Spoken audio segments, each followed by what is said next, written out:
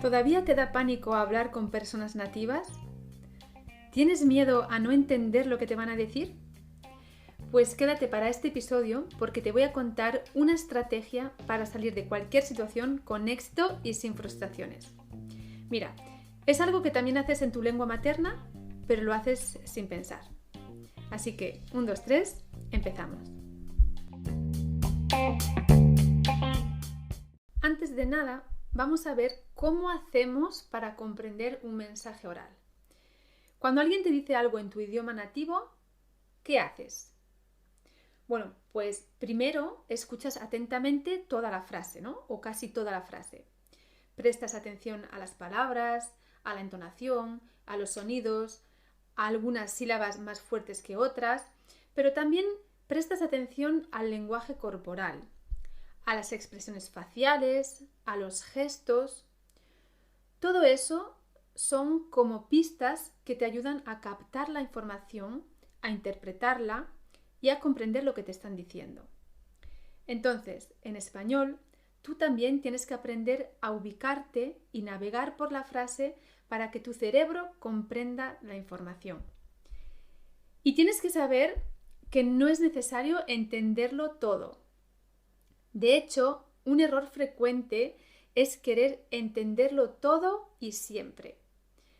Imagínate, estás en una conversación y a la primera palabra que no entiendes, tu cerebro se para y se bloquea. El problema es que si te bloqueas con el significado de una palabra, pierdes todo el hilo, todo el flujo de la conversación. La conversación no fluye. Así que hoy vamos a ver un truco sencillo, una estrategia que puedes aplicar cuando no entiendes todo o no estás segura de lo que te están diciendo y necesitas aclaraciones.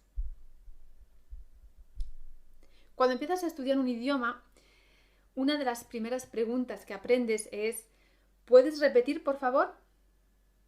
Vale, esta pregunta es útil cuando eres principiante, pero cuando tienes un nivel intermedio o avanzado, no es una buena pregunta, ¿vale? Porque estás pidiendo a la persona que te repita todo el mensaje otra vez. No es una pregunta inteligente porque lo más probable es que tú hayas entendido gran parte del mensaje y no necesitas que te repitan todo otra vez. Entonces, ¿qué es una pregunta inteligente? Una pregunta inteligente es una pregunta eco. Una pregunta eco consiste en transformar algo que te acaban de decir en una pregunta para confirmar o aclarar qué parte del mensaje específicamente no has entendido. ¿Vale? Es una pregunta específica sobre una parte del mensaje, no sobre todo el mensaje. Te voy a poner algunos ejemplos.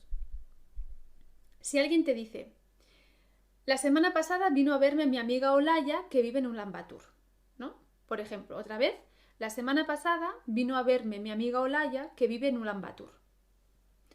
Una pregunta eco podría ser, ¿que vive en dónde?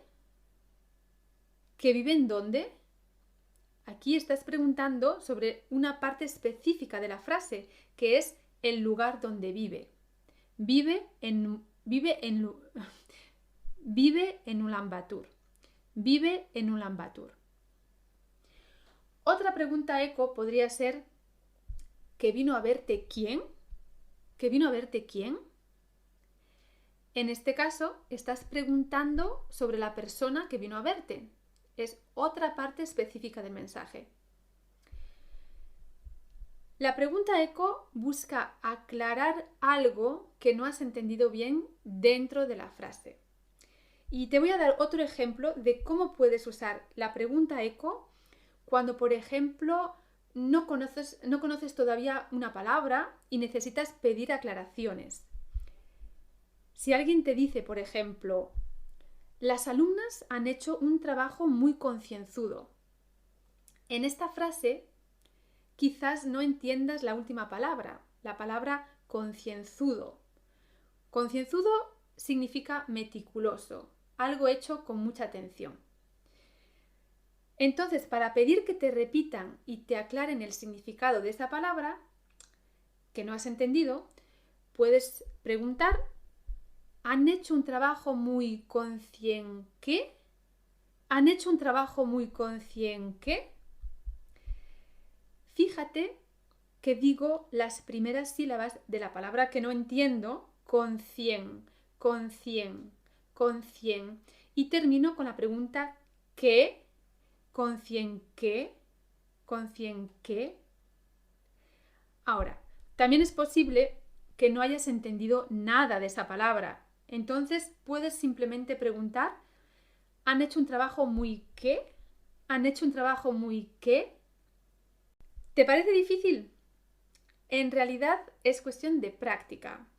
Las preguntas eco son una herramienta súper eficaz para comunicar y mantener la conversación fluida cuando no entiendes algo o quieres pedir confirmación. Es algo que hacemos de manera natural en nuestro idioma materno, pero usamos diferentes maneras de decirlo.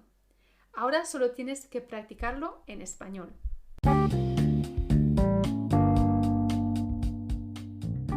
Espero que te haya gustado este episodio y ya sabes que si quieres mejorar tu fluidez en español y potenciar tu pronunciación para hablar con más confianza y claridad, te invito a que te suscribas a mi comunidad.